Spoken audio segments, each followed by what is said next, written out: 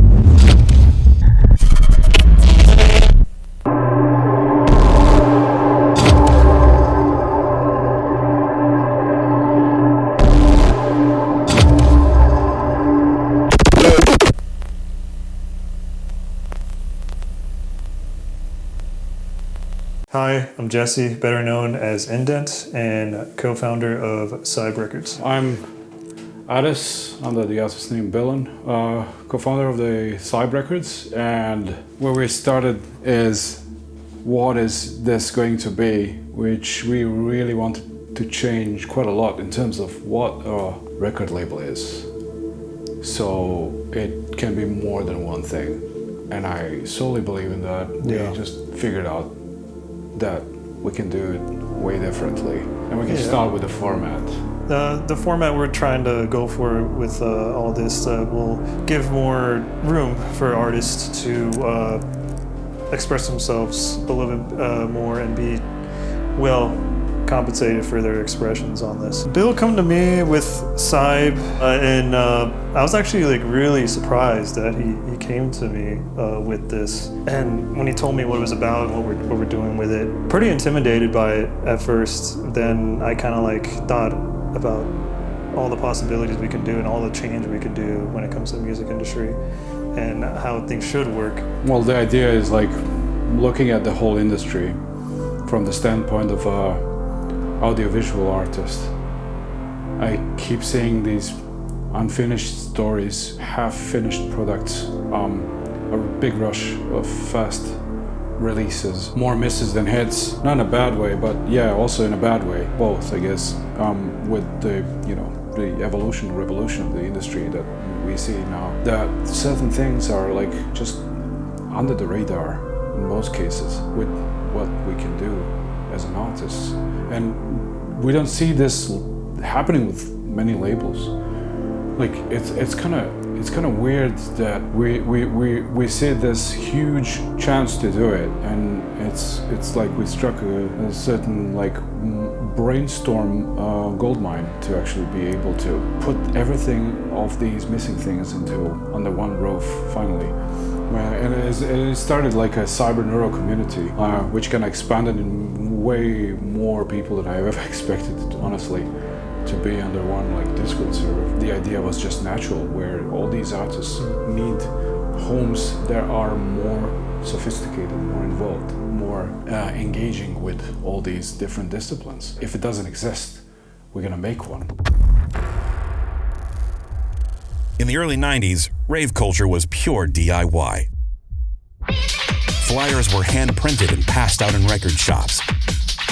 Word of mouth spread locations just hours before the music started. People showed up in person.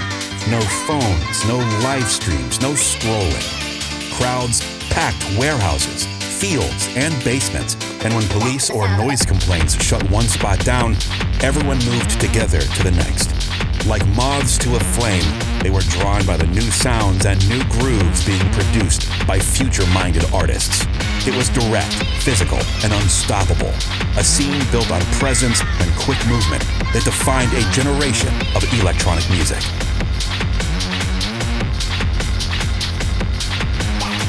Like you had to find out where most of these raves were at, and it was always at a like really run down, like torn up location. And they would have these, like every other show, like merch booths and all that stuff. And when you grab a shirt from like an event, it doesn't have to be underground rave, anything. It's that experience is tied to that, and I guess some of the ideas of Relics is also comes from that as well. Discoverability of like artists, you never like they don't need to break through first to become like found, like just like that's the underground scene. And I guess that's also kind of like we want Relics to have that kind of like discoverability to it, I guess, because they also host a lot of artists that are just doing whatever the hell they want. We want to do some justice compared to many distributions. I'm not gonna name any of them, like I don't care. The whole thing with the distributions is like uneven distribution of royalties and stuff that doesn't work in our sense. So that's the part where I started doing something like there's a project like 2012, and I've been feeding quite a lot of feed right now with stuff in terms of like sculptures and stuff like that. I started doing these like 3D stickers, and they were pretty much it's just a bunch of like styrofoam stuff. And I started adding more layers and more layers. They were growing complex, they were getting bigger, and they become almost like structures, but I still call them stickers, which is really funny enough if you bring out something that's like 5 feet, like 5 foot, like with like 2 like, and you're walking around with a double-sided like stick to it, like you put it on a wall, and people are like, what the hell is this? So I guess like it's like a precursor of analog vectors, which I really like to call them that way. And being part of the anti-real with Fern was like, I don't know, I was like, we put so much out there, like there was even a daily action on Tumblr. And I always sense like, oh, this can be translated because my past is like graffiti, right? like this can be translated in so many more ways, like three-dimensionally. All these vectors can be like extruded and into something more like tangible. So I think like part of me always wanted to experiment with new format and how can you bring that with music. Yeah. And I think like at one moment was like Relic was the answer to many of my questions on a personal level as well. I mean, just look at this thing. That's pretty much, that sums it up right here. Look at that.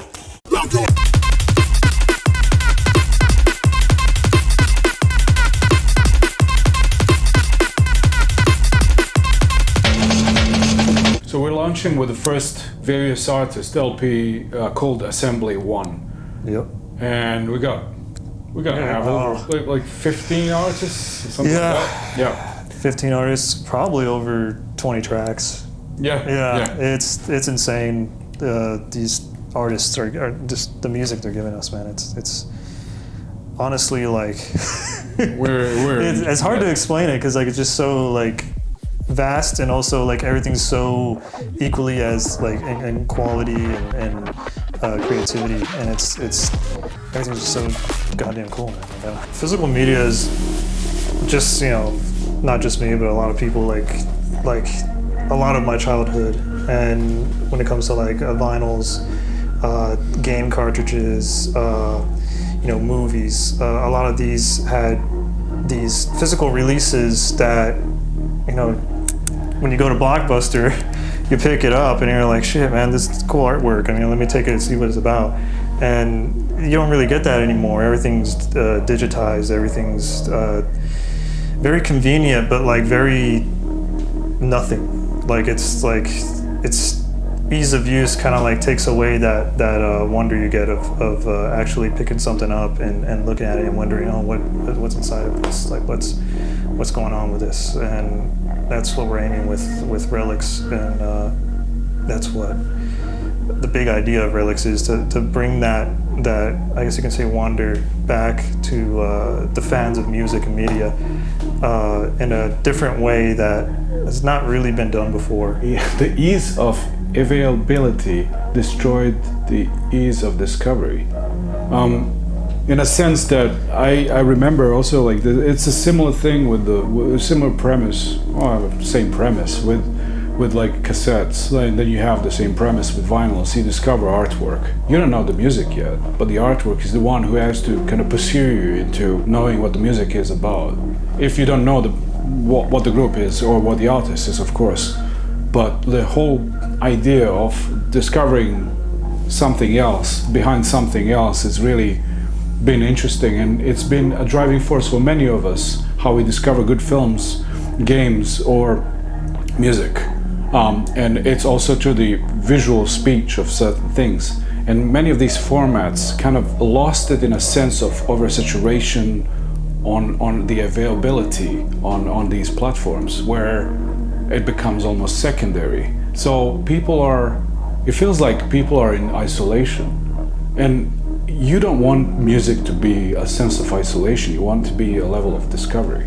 So, you know, what to do in the oversaturation of course, I'm not being extremely nostalgic, but at the same time I am. So like I'm in this juxtaposition where I still believe this is why people do grab onto merch, do grab onto toys. You know, why are toys not digitized? Because they are interesting to look around and to discover certain elements. And this whole sequence continued. Like we had the CDs and mini discs and vinyls and cassettes and stuff, but it kind of stopped on the USBs. And USB is no different. USB is like also stores data, like optical data, and this one is like, you know, write, erase. Same goes for cassettes who have magnetic tape. More or less, the format is the same, but you know, you don't see art around USBs in a very specific way on a mass scale that you had on cassettes and CDs. DVDs, everything else. Yeah, so that kind of led us to, okay, maybe it's time to do something that actually empowers visual artists to do the same thing with the USB, not necessarily USB, but like the idea of new packaging. This is the Relics we talk about. and that's Yeah. why we kind of named it as well. The packaging with Relics also gives the same, I guess you can say, attention to the visual artists as much as the musicians tied to these relics. When we collaborate with artists, we give them all the recognition they deserve, put their name on it, let them know it again. On a physical level, yeah. On a physical level, yeah. You have all these services on demand that can be revoked at any time, so they're like very toxic landlords. I mean, you have everything at your fingertips until you don't. You have regulations from between countries. You have no specific availability. So everything you own, you don't at the same time. So No what's the license purpose? to use. I kind of, that deletes the purpose of like really having some kind of memorabilia that is yours entirely, and nobody can tell you otherwise, and nobody can change the price of it. So 1 month you're owning something that's something, and then the next month they policy change. I don't say owning is also like, you know, a thing that's requirement, but I'm talking about the romanticism of this whole thing, like what it means to actually have, you know, like if we draw a line, you know, what's the line there of a step? Like, not like the only thing we own at the moment is maybe clothing. Real estate is going away. Yeah. Like, at least you can have a sense of, you know, Ownership on the media you like, yeah, like it's Yeah. crazy. And then the fact that you can also manipulate the media that you already own. Like, you know, you thought you bought like the Simpsons movie, and it turns out, oh, it's on Disney Plus now. Also, they edited a lot of things out. All the stuff you remember you liked about it that was too edgy, yeah, that's out. And we're trying to change that and make it a norm where, like, you buy something because you love it and you don't want it to change. Like, it's there always. You can go back on it and the same way you left it and remembered it. I guess that's the power of why some industries cannot change the toys and toy designers, because it's very physical. You can't just say like, oh, we're not going to do it anymore, because even when you say so, there's so much out there you can buy. So, you know, that's the power of almost like, even if it's just a piece of plastic, it's more indestructible compared to any kind of servers constantly trying to, you know, feed you what you like, and some of that thing is not even real. You know, and that also is not helping at this moment at all any kind of artists, visual artists and music artists, and in general sound designers, illustrators, graphic designers, like they have less and less place to have you know, a powerful impact, a more interesting collaborative space where like they're not bound to this kind of specific distribution that they have to kind of respect in order to be free. And labels are also have to follow sometimes. There's mouths to feed. I know that how the industry works in that case, but also like, you know, you need specific movements. We're not an army of thousands of labels, so but we can do this, and it helps to some degree, but it's better than nothing. Like I mentioned before, how CYBE is not just a record label. It's more than that. We're getting our hands on to like media, short film, merchandise, not just with the Relics, but with clothing, custom clothing. Yeah, we got posters, stickers, all the stuff like you would usually get, but way more in a creative sense. I mean, not just like mass-produced stickers, like handmade stickers. A lot of stuff that we think is just really rad and a different approach on different mediums. One LP, for example, can have 4 or 5 different artists doing their illustration and graphic, and all of them become kind of limited edition, because that's lots of stuff on the factor of handcrafting stuff. We also do the digital distribution for the sake of music on a few platforms that are not, you know, cruel to producers, but you know, like the formats are wider, and I think that's the right way to do. This is how the whole cyber neuro community started in the first place, and it's where it sits by definition that it's going to go multi-genre, also multidisciplinary. As I said, like the whole repackaging idea does not have to have one set of standards.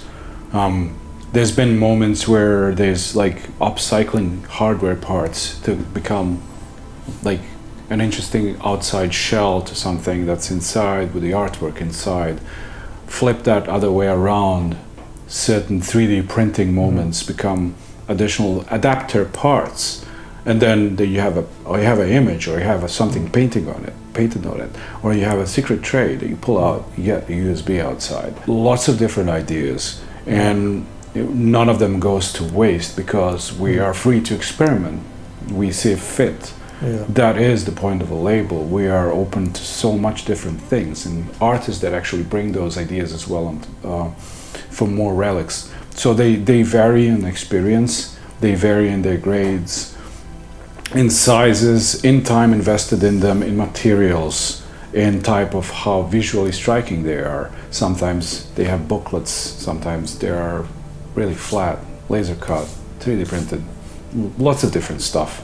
Also like really old, cool media formats that, I mean, a lot of people probably don't even know exist. So like a lot of cool stuff we found all around the world, like not just like in my hometown Texas, but like here in Sarajevo or in Japan, stuff you can only get in certain places, and it's gonna be cool. So music-wise, like I mean, like the cyber neuro community and everything, that really kind of pushed me, because I wasn't really kind of never specifically tied to one music genre. Of course, my career is known by drum and bass, and then neurofunk more specifically. But then I wanted to expand that cinematic feel onto something wider. So therefore, it goes the narratives of like every cyber neuro thing, like Nomad's Revenge being one of those, like spot on with the short film, and then after that Fugitive, that is actually part of the album of Lands Unbridged.